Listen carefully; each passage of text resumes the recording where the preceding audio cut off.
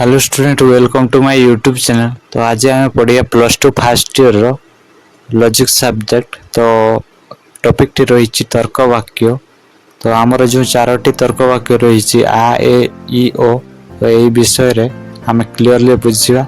एवं video T start करने पूर्व मुझे रिक्वेस्ट करटी आपण मैंने शेष पर्यंत देखिए, जहाँफल आपण मैंने इजिली बुझीपारे एवं वीडियो टी को सब्सक्राइब करदे, जहाँफल आपण मैंने मोर न्यू अपलोड वीडियो आपण पाखे सर्वप्रथम जाई पहुँची पार। तो चलो तो वीडियो टी को स्टार्ट करिया। सर्वप्रथम जानिबा आ तर्क वाक्य। जे आ तर्क वाक्य आमे केमिति चिन्हिबा।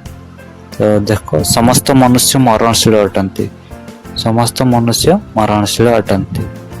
तो एटा गोटे सेंटेंस बा वाक्य, एटा गोटे वाक्य। तो आमे केमिति चिन्हिबा आ तर्क वाक्य बोली। तो देखो, समस्त अटंती, ये जो आम दुईटी पद रही समस्त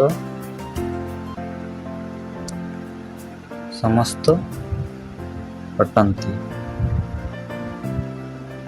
अटंती अटंती। तो यही समस्त अटंती ये दुईटी पद रहिले आमे आ तर्क वाक्य बोली जानी पारू। तो नेक्स्ट देखिया, ये तर्क वाक्य कौन देना, कौन सी पक्षी पशु नुह। तो आम यही चारोटी तर्क वाक्य को केमिति चिन्हिबा, फास्ट से विषय रे पढ़िया। तापर नेक्स्ट पढ़िया आम कौ तर्क वाक्य सदर्थक, कौ तर्क वाक्य नजर्थक। तो ये तर्क वाक्य देछि कौन सी पक्षी पशु नुह,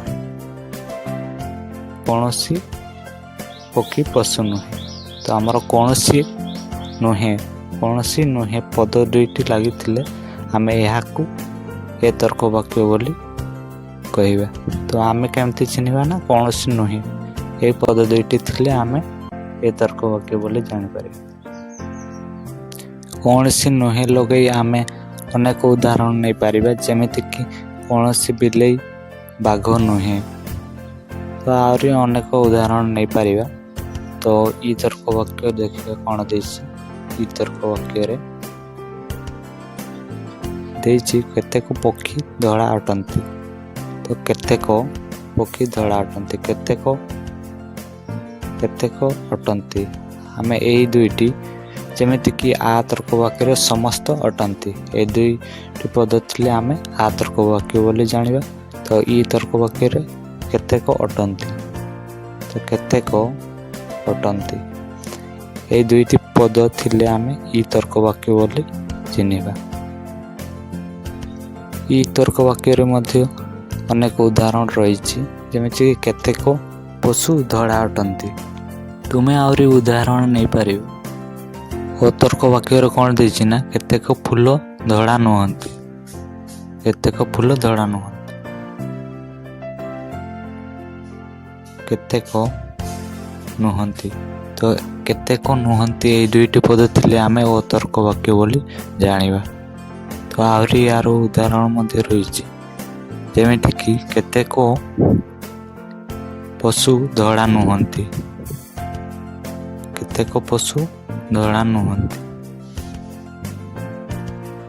नेक्स्ट आमे पढ़िबा कौ तर्क वाक्य सदर्थक और कौ तर्क वाक्य नजर्थक।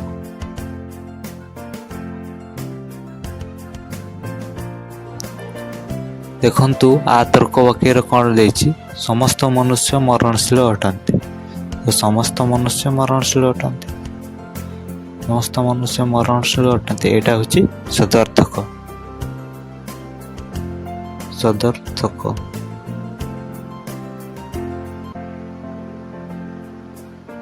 एटा होछि सदर्थक। तो ए तर्क वाक्य कौन देछि ना, कौन सी पक्षी पशु नुहे। तो कौन सी पक्षी पशु नुहे एटा गोटे नास्ति सूचक वाक्य, बा एटार नुहे लगी माने नास्ति सूचक वाक्य। तो एटा को आमे नजर्थक वाक्य बोली कहबा। तो आ तर्क वाक्य होछि अस्ति सूचक वाक्य। तो एटार नाही लागिनी, तो एटा होछि अस्ति सूचक वाक्य।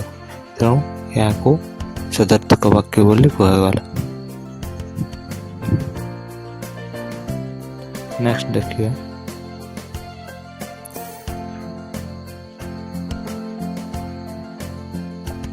ଏ ତର୍କ ବାକ୍ୟରେ କ'ଣ ଦେଇଛି ନା କେତେକ ପକ୍ଷୀ ଧଳା ଅଟନ୍ତି।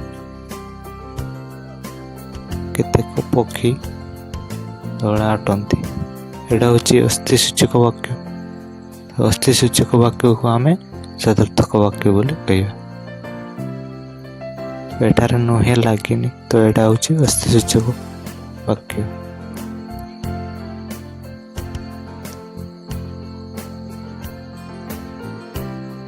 ଆଉ ତର୍କ ବାକ୍ୟରେ କ'ଣ ଦେଇଛି ନା କେତେକ ଫୁଲ ଧଳା ନୁହନ୍ତି ତ ଏଇଟା ହେଉଛି ଆମର ନାସ୍ତିସୂଚକ ବାକ୍ୟ। ତ ଏଇଟା ହେଉଛି ଆମର କ'ଣ ନା ନଜରଥକ ହେବ। ତ ନୁହନ୍ତି ମାନେ ଲାଗିଛି ମାନେ ଏଇଟା ହେଉଛି ନାସ୍ତିସୂଚକ ବାକ୍ୟ। ତେଣୁ ଏହାକୁ ଆମେ ନଜରଥକ ବାକ୍ୟ ବୋଲି କହିବା।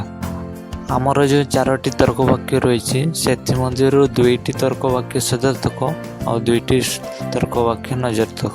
ଆ ଇ 2ଟି ତର୍କ ବାକ୍ୟ ସଦର୍ଥକ ଓ ଏ ଓ 2ଟି ତର୍କ ବାକ୍ୟ ନଜରଥକ। ନେକ୍ସଟ ଆମେ ପଢ଼ିବା ବ୍ୟାପ୍ତ ଓ ବ୍ୟାପ୍ତ। ତ ବ୍ୟାପ୍ତ କେଉଁ ପଦ ଓ ବ୍ୟାପ୍ତ କେଉଁ ପଦ। ତ ଆ ତର୍କ ବାକ୍ୟରେ କ'ଣ ଦେଇଛି ନା ସମସ୍ତ ମନୁଷ୍ୟ ମରଣଶୀଳ ଅଟନ୍ତି। ତ ଆ ତର୍କ ବାକ୍ୟର ଉଦ୍ଦେଶ୍ୟ ପଦ ବ୍ୟାପ୍ତ ଓ ବିଧେୟ ପଦ ଅବ୍ୟାପ୍ତ। ତ ଆ ତର୍କ ବାକ୍ୟର ଉଦ୍ଦେଶ୍ୟ ପଦ ହେଉଛି ମନୁଷ୍ୟ, ମନୁଷ୍ୟଟା ଉଦ୍ଦେଶ୍ୟ ପଦ, ତ ମରଣଶୀଳଟା ହେଉଛି ବିଧେୟ ପଦ। ତ ମନୁଷ୍ୟଟା ହେଉଛି ବ୍ୟାପ୍ତ ପଦ। ବ୍ୟାପ୍ତ ଆଉ ମରଣଶୀଳଟା ହେଉଛି ଅବ୍ୟାପ୍ତ।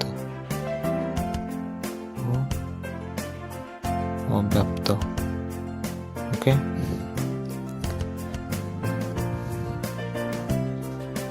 ଏପରି ଦେଇଛି ଏ ତର୍କ ବାକ୍ୟରେ କୌଣସି ପକ୍ଷୀ ପଶୁ ନୁହେଁ। ତ ଏ ତର୍କ ବାକ୍ୟରେ ଉଭୟ ପଦ ବ୍ୟାପ୍ତ ଅଟନ୍ତି। ତ ପକ୍ଷୀ ଯେଉଁ ଉଦ୍ଦେଶ୍ୟ ଆମର ପକ୍ଷୀ ଆଉ ବିଧେୟ ହେଉଛି ପଶୁ।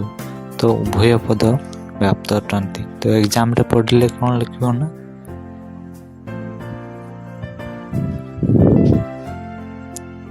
ଏ ତର୍କ ବାକ୍ୟର ଡ୍ୟାସ୍ ପଦ ବ୍ୟାପ୍ତ।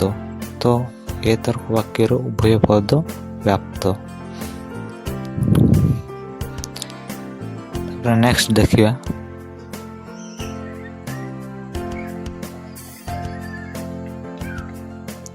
ଏଇ ତର୍କ ବାକ୍ୟରେ ଦେଇଛି କେତେକ ପକ୍ଷୀ ଧଳା ଅଟନ୍ତି। ତ କେତେକ ପକ୍ଷୀ ଧଳା ଅଟନ୍ତି ତ ଏଇ ତର୍କ ବାକ୍ୟର ଉଭୟ ପଦ ଅବ୍ୟାପ୍ତ। ଯେଉଁ ଆମର ଉଦ୍ଦେଶ୍ୟ ପଦ ହେଉଛି ପକ୍ଷୀ, ଧଳା ହେଉଛି ଆମର ବିଧେୟ ପଦ। ତ ଏଇ 2ଟି ପଦ ଯେଉଁ ଉଦ୍ଦେଶ୍ୟ ବିଧେୟ ପଦ 2ଟି ଉଭୟ ପଦ ଅବ୍ୟାପ୍ତ ଅଟନ୍ତି। ତ ଏକ୍ଜାମରେ ପଡ଼େ ଯେ ଇ ତର୍କ ବାକ୍ୟର ଡ୍ୟାସ୍ ପଦ ବ୍ୟାପ୍ତ ନା କ'ଣ ଲେଖିବ ନା ଉଭୟ ପଦ ଅବ୍ୟାପ୍ତ ଲେଖ। ସେହିପରି ଓ ତର୍କ ବାକ୍ୟରେ ଦେଇଛି କେତେକ ଫୁଲ ଧଳା ନୁହନ୍ତି। ତ କେତେକ ଫୁଲ ଧଳା ନୁହନ୍ତି ଏଠାରେ ଉଦ୍ଦେଶ୍ୟ ପଦ ହେଉଛି ଫୁଲଟା ହେଉଛି ଉଦ୍ଦେଶ୍ୟ ପଦ ଆଉ ଧଳା ହେଉଛି ବିଧେୟ ପଦ। ତ ଓ ତର୍କ ବାକ୍ୟର ଉଦ୍ଦେଶ୍ୟ ପଦ ହେଉଛି ଅବ୍ୟାପ୍ତ। ଏଇଟା ହେଉଛି ଆମର ଫୁଲଟା ହେଉଛି ଅବ୍ୟାପ୍ତ ଆଉ ଧଳାଟା ହେଉଛି ବ୍ୟାପ୍ତ। ଉଦ୍ଦେଶ୍ୟ ପଦ ଅବ୍ୟାପ୍ତ ଓ ବିଧେୟ ପଦ ବ୍ୟାପ୍ତ ଅଟନ୍ତି। ତ ଏକ୍ଜାମରେ ପଡ଼େ ତ ଓ ତର୍କ ବାକ୍ୟର ଡ୍ୟାସ୍ ପଦ ବ୍ୟାପ୍ତ, ଡ୍ୟାସ୍ ପଦ ଅବ୍ୟାପ୍ତ। କ'ଣ ଲେଖିବ ନା ଉଦ୍ଦେଶ୍ୟ ପଦ ହେଉଛି ଅବ୍ୟାପ୍ତ ଆଉ ବିଧେୟ ପଦ ହେଉଛି ବ୍ୟାପ୍ତ। ତ ଆପଣମାନଙ୍କୁ এই ଭିଡ଼ିଓଟି କେମିତି ଲାଗିଲା କମେଣ୍ଟ କରି ଜଣାଇବେ। ମୁଁ ଆଶା କରୁଛି ଆପଣମାନଙ୍କ ପାଇଁ এই ଭିଡ଼ିଓଟି ହେଲ୍ପଫୁଲ୍ ହୋଇଥିବ।